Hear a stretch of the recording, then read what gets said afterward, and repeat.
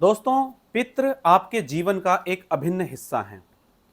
देवी देवता की आप कितना भी पूजा करें, लेकिन अगर आपके जीवन में आपके पितृ प्रसन्न नहीं हैं, तो आपको किसी भी देवी देवता की कृपा नहीं मिल पाती। तो दोस्तों, पितृ पक्ष में ऐसी गलती बिल्कुल ना करें जिससे आपके पितृ नाराज हो जाएं, जिससे कि आपके पितृ रुष्ट हो जाएं। तो आज के वीडियो में हम बात करने वाले हैं ऐसी गलतियों के बारे में जिन्हें अगर आप नहीं करते और ध्यान रखते हैं तो आपके पितृ नाराज नहीं होंगे और पितरों की कृपा आपके ऊपर बनी रहेगी। तो आज का वीडियो खास तौर पर इसीलिए है, मैं आपको ऐसी गलतियों के बारे में बताने जा रहा हूं जो कुछ लोग जाने अनजाने में कर देते हैं और फिर पितृ उनसे रुष्ट हो जाते हैं, पितृ उनसे दूर होते हुए चले जाते हैं और उनके जीवन में नकारात्मक ऊर्जा और दुख का वास होता हुआ चला जाता है। तो चलिए सबसे पहले हम बात करते हैं पहली गलती के बारे में। देखिए, सबसे पहली गलती यह है कि पितृ पक्ष में सबसे ज्यादा जो इंपॉर्टेंस है वो है श्राद्ध कर्म की और पितरों का श्राद्ध करना और उनका तर्पण करना। बहुत से लोग ये सोचते हैं कि ये नहीं करेंगे तो क्या हो जाएगा। देखिए, पितृ पक्ष में सभी लोग अपने सामर्थ्य अनुसार श्राद्ध करने का प्रयास करते हैं।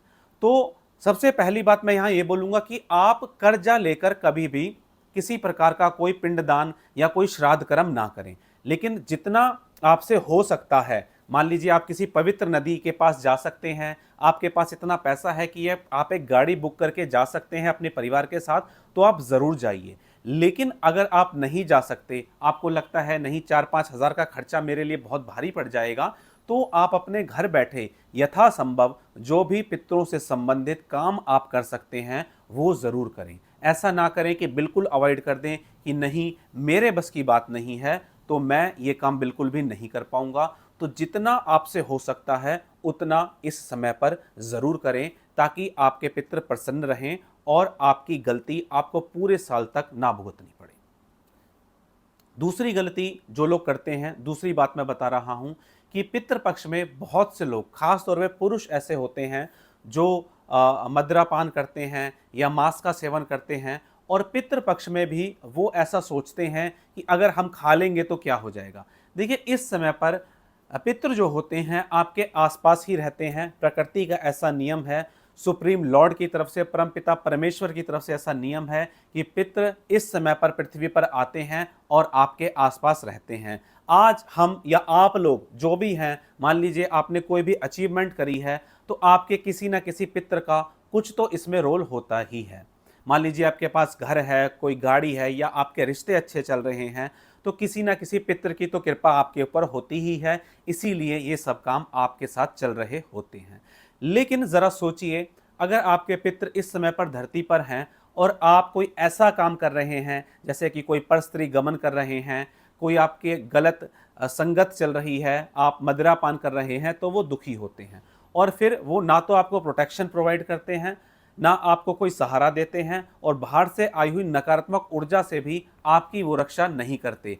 वरना पितृ किसी भी प्रकार की नकारात्मक ऊर्जा हो, जितना उनमें सामर्थ्य होता है उनसे लड़ने के लिए वो हमेशा तैयार रहते हैं। बाहर से आपका किसी भी चौराहे पर पैर क्यों ना पड़ जाए, घर में जैसे ही आप कदम रखते हैं आपके पितृ उन्हें दूर फेंक देते हैं।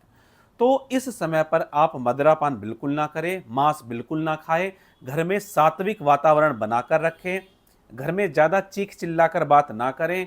अगर किसी भी बात पर आपको गुस्सा आता है तो उसको थोड़ा सा आप इस समय में कंट्रोल करके रखें ताकि घर में शांति बनी रहे और इस तरीके से आप अपने पितरों की सेवा कर पाएं। अगले पॉइंट के बारे में मैं आपको बताता हूं, वो ये है कि ब्राह्मण और ज़रूरतमंदों को भोजन ना कराना। बहुत से लोग ये सोचते हैं कि अगर आपको कोई भोजन का दान करना है, कोई वस्त्र दान करना है, किसी भी प्रकार से दान करना है, तो इसमें आपको बहुत ज़्यादा लागत आएगी, बहुत ज़्यादा पैसा लगेगा। देखिए, अगर आपके पास सामर्थ्य है तो आप अच्छे लेवल पर भोजन का दान करें और नहीं है तो आप कुछ 100 रुपये लेकर, 100-200 रुपये का सामान भी लेकर अगर अपने पितरों के नाम से कोई दान पुण्य का काम करते हैं तो वो उनको ज़रूर लगता है। देखिए, जो पितृ होते हैं, जैसा कि गरुड़ पुराण में बताया गया है कि पितरों का स्थान देवी देवता से भी ऊपर है, तो उनकी कॉन्शियसनेस इतनी डेवलप है कि वो ये जानते हैं कि ये जो मेरे बच्चे हैं ये किस लेवल पर दान पुण्य का काम कर सकते हैं। तो अगर आप 100-200 रुपए का भी दान पुण्य अपने सामर्थ्य अनुसार कर देते हैं तो इस समय पर वो बहुत खुश हो जाते हैं।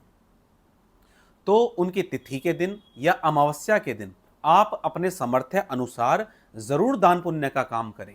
ब्राह्मण भोज कराएं या कोई जरूरतमंद व्यक्ति है उनको आप इस समय पर भोजन कराएं, तो आपके लिए बहुत अच्छा रहेगा और आपके पितरों की कृपा आपके ऊपर बरसने लगेगी। अगली मैं बात बताता हूं कि बहुत से लोग ऐसे होते हैं जिनके पास धन वैभव बहुत अच्छी मात्रा में होता है और वो दान सिर्फ इसलिए करते हैं दिखावा करने के लिए कि देखो मेरे पास इतना धन है, मैंने इतने लोगों को खाना खिला दिया, मैंने 500 लोगों को, 1000 लोगों को खाना खिला दिया। और ऐसे में जब कोई व्यक्ति 2 बार खाना लेने आ जाता है या मान लीजिए 3 बार खाना लेने आ जाता है तो उसको वो ऐसे भगा देते हैं जैसे वो बहुत बड़ा भिखारी हो। तो ऐसा बिल्कुल ना करें। अगर आपको ऐसा लगता है कि कोई व्यक्ति बार बार आ रहा है तो उसे प्यार से बात करें, लेकिन उसको नीचा दिखाने का प्रयास बिल्कुल भी ना करें और अहम की भावना अपने अंदर बिल्कुल भी ना लाएं कि मेरे पास इतना अत्यधिक धन है कि मैं इतना बड़े लेवल पर चैरिटी कर पा रहा हूं। ऐसा करने से पितृ आपके नाराज होते हैं। देखिए, जब तक उस परमपिता परमेश्वर की इच्छा है तभी तक आप ये दान पुण्य का काम कर पाते हैं बड़े लेवल पर। जिस दिन उसकी इच्छा नहीं होगी तो आप नहीं कर पाएंगे। तो अहंकार का भाव अपने अंदर बिल्कुल भी ना लाएं। अगले पॉइंट के बारे में बात करता हूं जिसके कारण आपके पितृ नाराज हो जाते हैं, वो है पितृपक्ष के दौरान अशुद्ध रहना या घर में अशुद्धता रखना। जैसे कि मान लीजिए घर की साफ सफाई ना रखना, रात को झूठे बर्तन घर में छोड़ देना, ये आपके पितरों को नाराज कर देता है। या बिना नहाए धोए पूजा पाठ करना। वैसे बिना नहाए धोए आप मंत्र जाप और मेडिटेशन कर सकते हैं, लेकिन ये एक स्पेशल समय है, इंपॉर्टेंट टाइम है। इस समय में आप शुद्धता का ज़रूर खास तौर पर ध्यान रखें, घर की साफ सफाई रखें, पितृपक्ष से पहले घर को अच्छे से साफ सुथरा रख लें और साफ सुथरे वस्त्र पहनकर ही आप अपने पितरों की पूजा करें, तो आपके लिए बहुत अच्छा रहेगा, जिससे कि आपके पितर नाराज ना हो।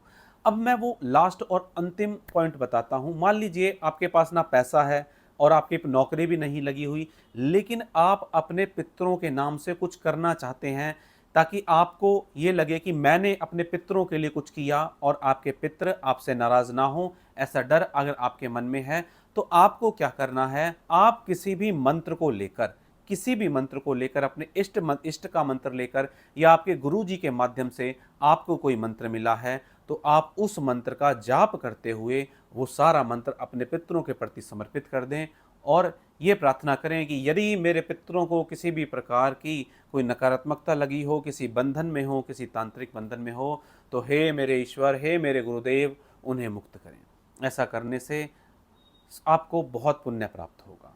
तो दोस्तों, आज के वीडियो में हमने जाना कि पितृपक्ष में ऐसी कौन सी गलतियां हैं जो आप ना करें तो आपके पितरों को मुक्ति भी मिलेगी, शांति भी मिलेगी, मोक्ष गति भी प्राप्त होगी और आप और आपका परिवार भी सुखी रहेगा।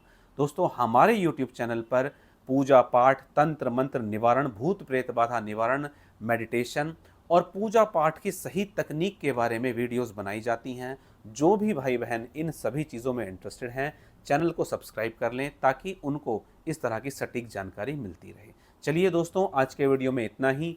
मिलेंगे इसी तरह की जानकारी के साथ अपने अगले वीडियो में। तब तक के लिए जय श्री राम।